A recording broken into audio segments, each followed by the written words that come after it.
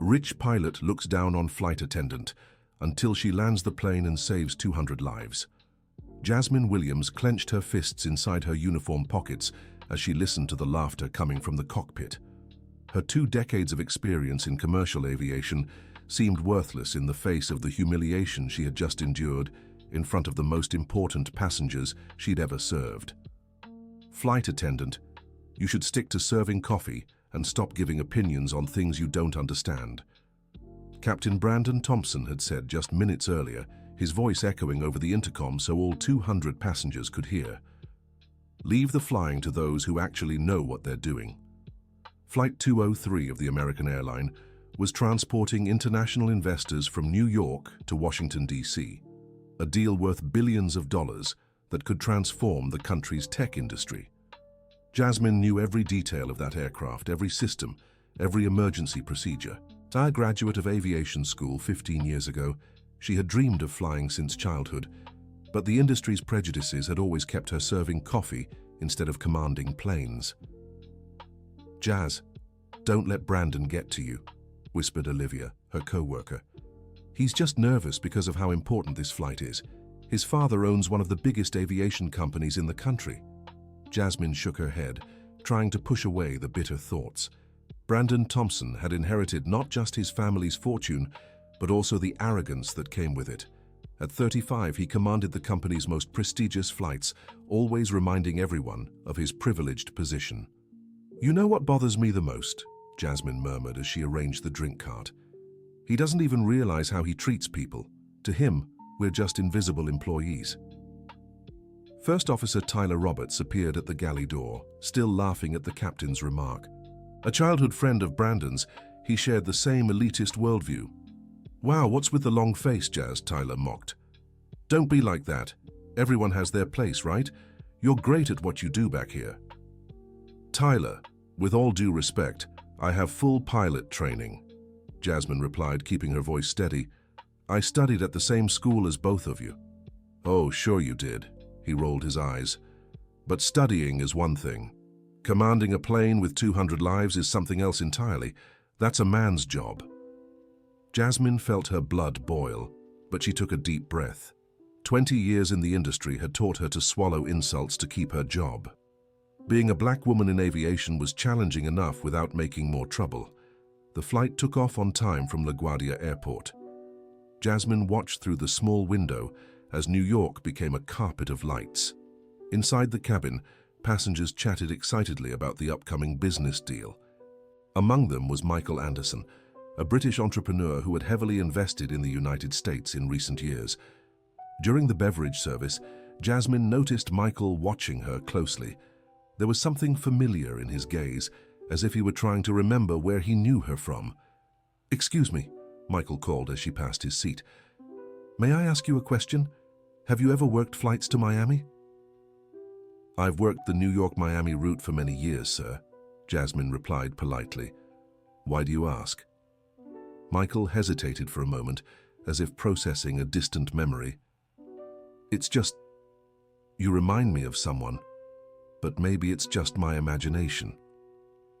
Jasmine continued her work, but noticed Michael couldn't take his eyes off her. There was something in his expression that intrigued her, a mix of gratitude and recognition she couldn't quite place. 40 minutes after takeoff, as she served coffee to first-class passengers, an unexpected turbulence shook the plane. Jasmine tried to keep her balance, but the coffee spilled on Brandon's extremely expensive blazer as he stepped out of the cockpit to greet the investors. "You've got to be kidding me," Brandon exploded, staring at the stained fabric. "This blazer cost more than 3 months of your salary." "It was turbulence, Captain," Jasmine explained, grabbing a cloth to clean it. "I'm so sorry, it was an accident." "An accident? This is incompetence," he shouted, making all the passengers turn their heads. "How many years have you been in this job and still can't hold a cup of coffee?" An awkward silence filled the cabin. Jasmine's cheeks burned with shame as she tried to wipe the stain. Michael watched the entire scene with an increasingly serious expression. "You know what's going to happen," Brandon continued. "As soon as we land, you're off duty. I'll personally speak to my father to have you reassigned to low-tier domestic flights." "Captain, please," Jasmine whispered. It really was an accident. I need this job." "Should have thought of that before," he said coldly, walking back to the cockpit. "Dear listener, if you're enjoying the story, don't forget to like and especially subscribe to the channel. It helps us newcomers a lot. Now, back to the story." Jasmine returned to the galley with tears in her eyes. 20 years of her career seemed to be ending over an accident. Olivia tried to comfort her, but the words felt hollow after such public humiliation. "Jazz, you can't let that man destroy your career," Olivia said.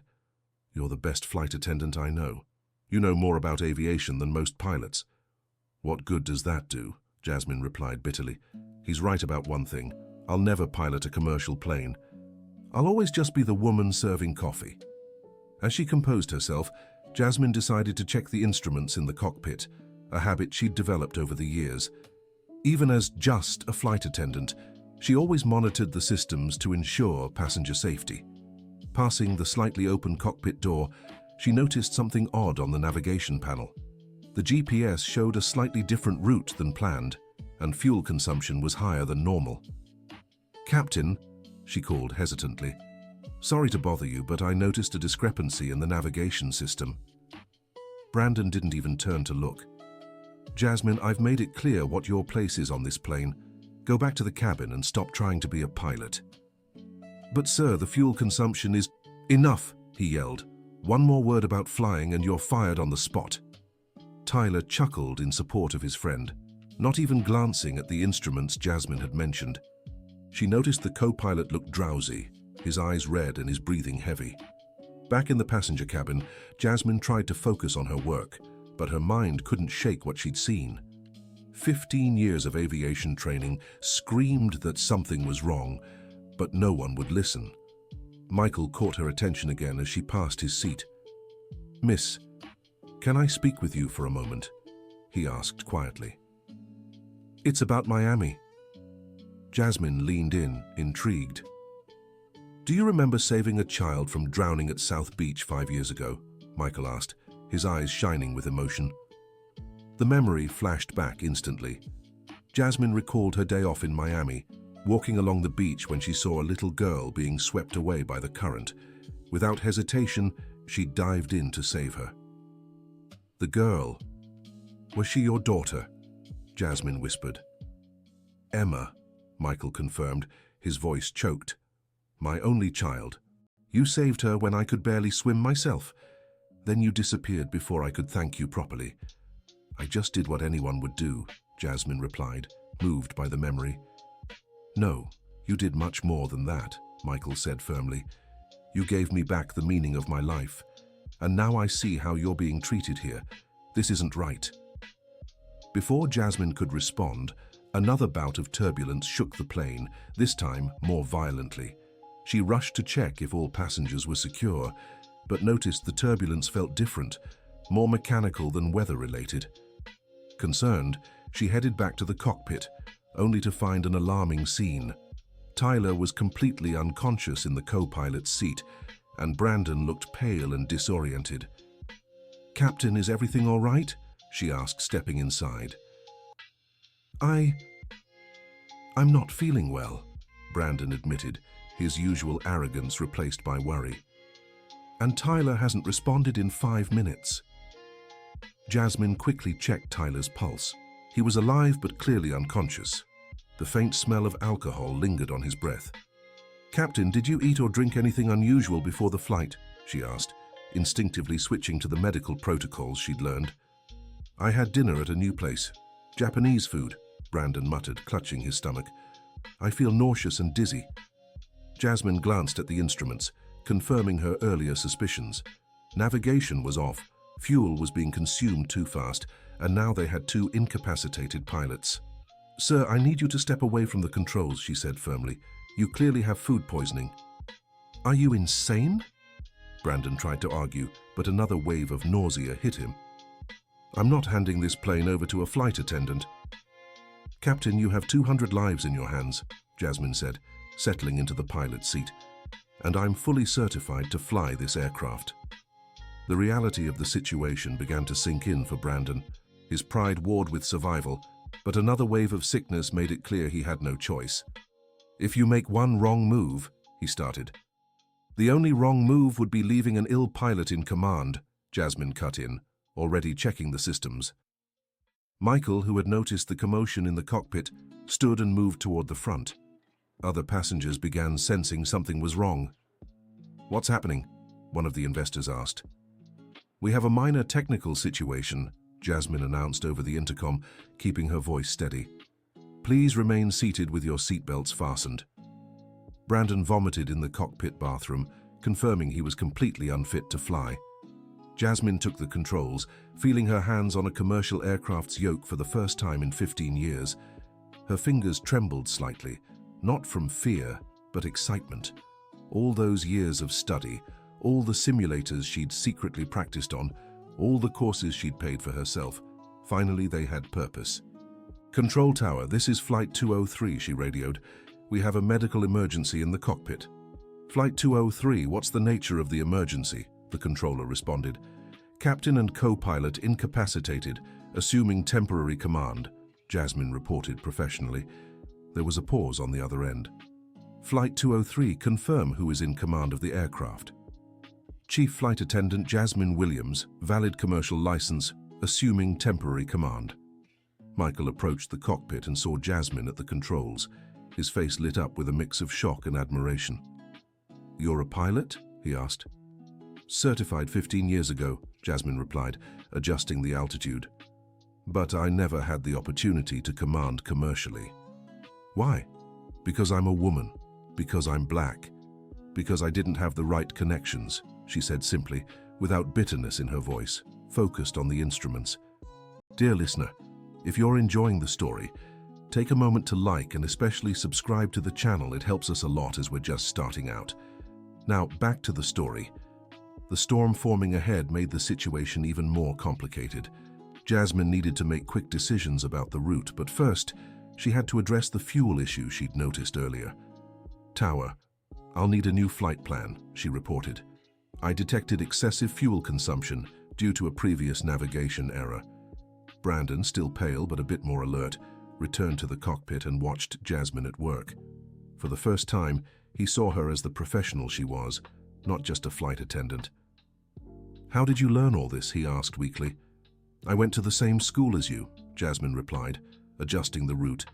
"Except I had to pay my own way and study in my free time because I never got a real opportunity." "But you never mentioned."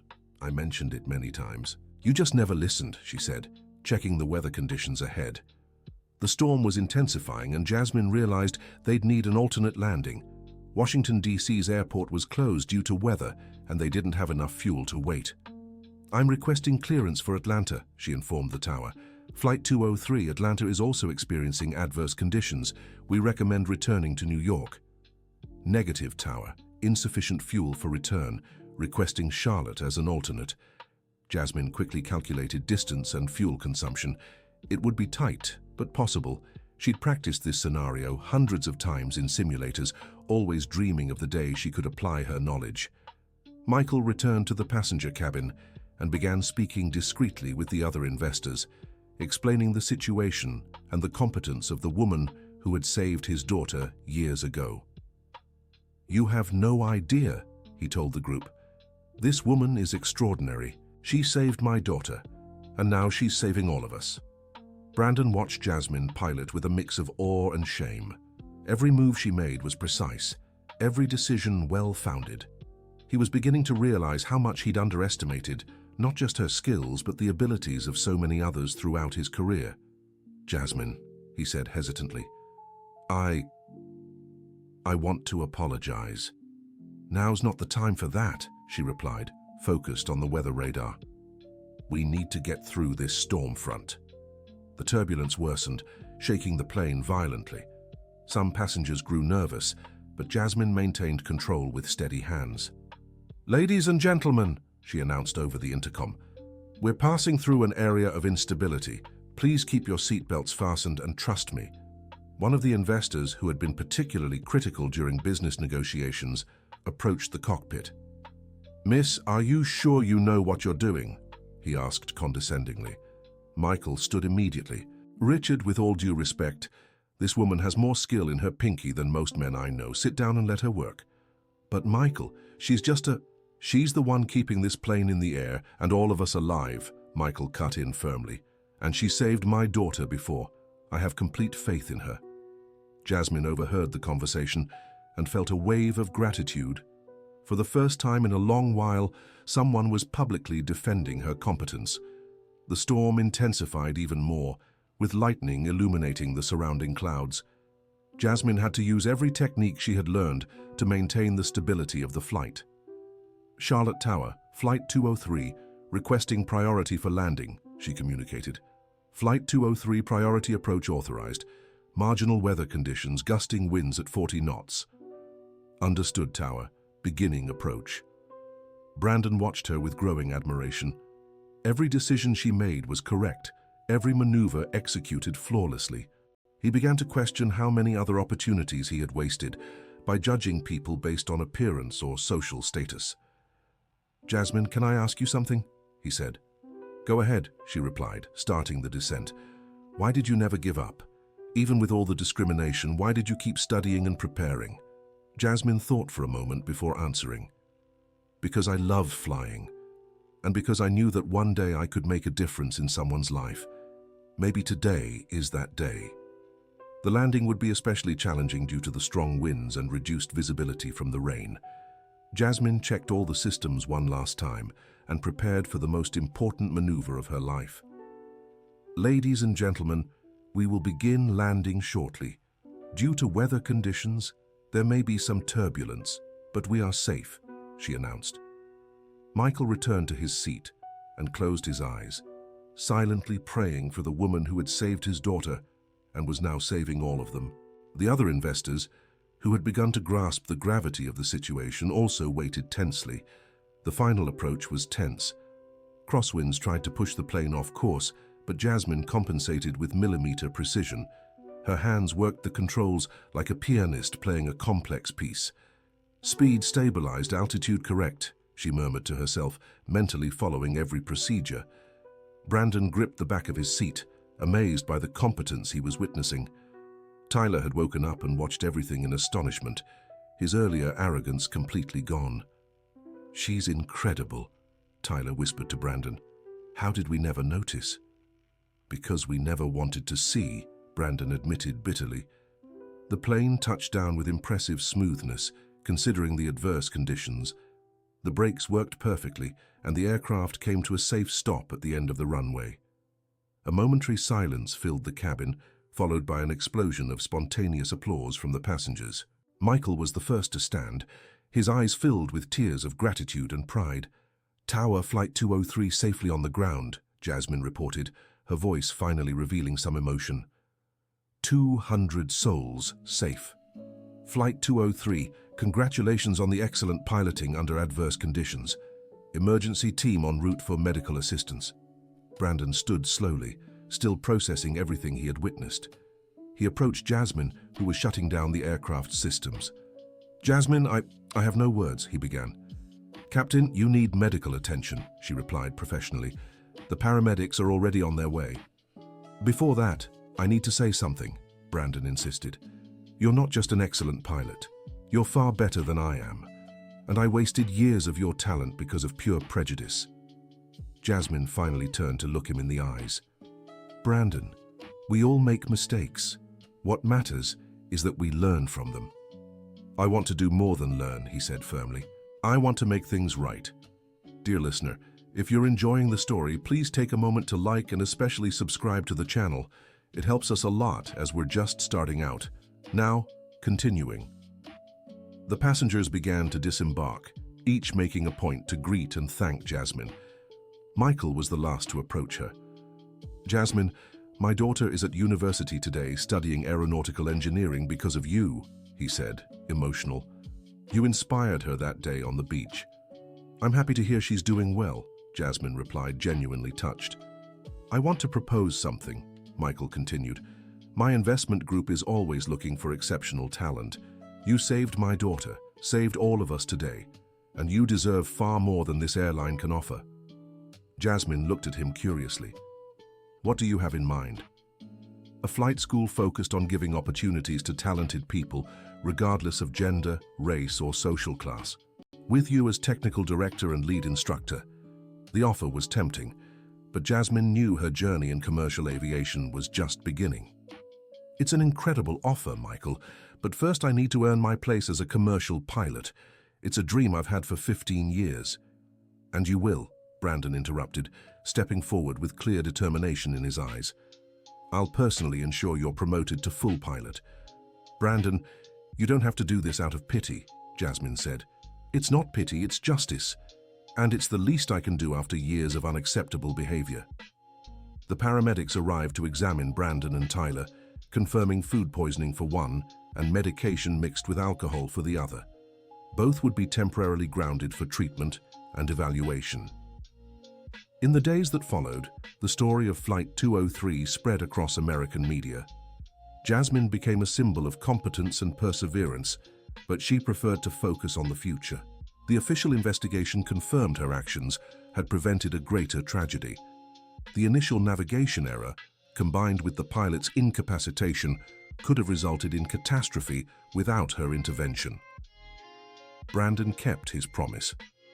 After recovering and undergoing a psychological evaluation, which included reflections on bias and leadership, he used his influence to fast-track Jasmine's promotion to commercial pilot. "I want to be the first to fly as your co-pilot," he said when she received her new license. "Are you sure?" Jasmine asked, surprised. "I have a lot to learn about real leadership," he replied humbly, "and you're the best teacher I could have." The airline, initially resistant to change, was forced to reconsider its hiring and promotion policies after the case gained attention. Jasmine became the first black woman to command international flights for the company. Michael kept his proposal open, visiting Jasmine regularly to discuss the future flight school project. His daughter Emma, now 20, often joined the visits, always calling Jasmine her personal hero. "Aunt Jazz," Emma said during one visit, using the affectionate nickname she'd created. "I want to be a pilot like you when I graduate." "You'll be far better than me," Jasmine replied, hugging the young woman, "and I'll be here to help however you need." Months later, Jasmine commanded her first international flights. Brandon, true to his word, served as her co-pilot, learning not just piloting techniques but also valuable lessons in humility and respect. "You know what I've learned from you?" he said during a flight to Toronto. "What?"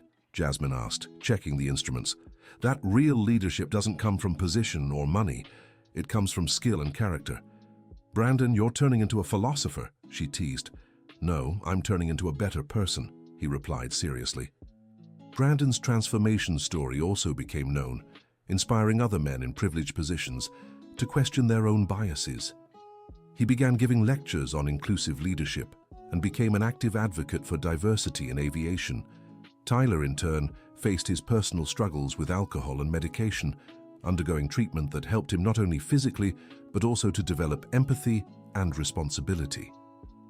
1 year after the incident, Michael finally convinced Jasmine to seriously consider the aviation school project.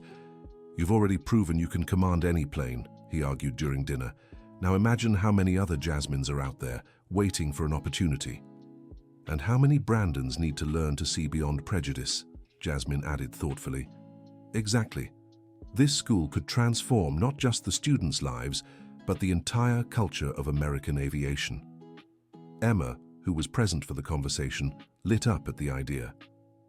"Aunt Jazz, it would be amazing to have a school where people are judged by talent, not appearance or background." The young girl's passion for aviation and social justice deeply moved Jasmine. She realized her mission could go far beyond simply flying planes. "All right," she finally agreed, "but on one condition." "What?" Michael asked. "Brandon will be the school's director of human development. If he's truly changed, let him prove it by helping others change too." Michael grinned widely. "Will he accept?" "He'll beg for the opportunity," Jasmine said confidently. And she was right. When she proposed the position to Brandon, he accepted immediately, seeing it as a chance to make up for years of harmful behavior. "This will be my way of honoring everything you've taught me," he said, emotional. The aviation school opened 2 years later in a renovated hangar in upstate New York. Jasmine continued her career as a commercial pilot, but devoted her free days to teaching and running the school. The first group of students was diverse, women of different ages and backgrounds, men who wanted to learn in a prejudice-free environment, and young people from underserved communities who received scholarships funded by Michael's investments. Emma was one of the first students, fulfilling the dream born the day she met Jasmine on South Beach. "Captain Williams," she said on the first day of class using the formal address the school required. "Cadet Pilot Anderson," Jasmine replied, matching the formality with a smile. Brandon surprised everyone with his dedication to the students' personal growth. He created workshops on inclusive leadership, respectful communication, and overcoming bias, using his own experience as an example. "I was the perfect example of how privilege can blind someone to others' talent," he told new students. "Don't make my mistakes." The school quickly gained national and international recognition. Airlines worldwide began recruiting pilots trained there, knowing they came not only with excellent technical skills, but also strong human values. Jasmine became increasingly recognized as one of the country's most respected pilots. She commanded flights to international destinations, always remembering the lessons learned on that turbulent day when her life changed forever. During a flight to London 5 years after the incident, Jasmine received a special message from air traffic control. "Captain Williams, we have a special passenger on the return flight. Emma Anderson, newly graduated in aeronautical engineering and accepted into our commercial pilot program." "Copy that, Tower," Jasmine replied, her heart swelling with pride. "It'll be an honor to transport the future Captain Anderson." Brandon, who was serving as co-pilot on that flight, smiled at the exchange. "Remember when you said Emma would be better than you?" he remarked. "She already is," Jasmine replied, "and that's exactly what we expected." On the return flight, Emma took the observer's seat in the cockpit as part of her advanced training. Jasmine watched her in the reflection of the instruments, seeing in her the embodiment of all her dreams of change. "Aunt Jazz," Emma said during the flight, "thank you for saving so much more than my life that day on South Beach." "What do you mean?" "You saved my future, and the future of hundreds of others who now have opportunities that didn't exist before." Jasmine felt tears of gratitude in her eyes. Her journey had begun with humiliation and injustice, but it had turned into a force for change that went far beyond her expectations. The aviation school continued to grow, expanding to other states and inspiring similar initiatives. Michael kept his funding commitment, but more importantly, he found in the school a purpose that went beyond business profits. "Do you know the best return on this investment?" he asked Jasmine during the graduation of the 5th class. "What?" "Seeing young people like Emma achieving dreams that seemed impossible.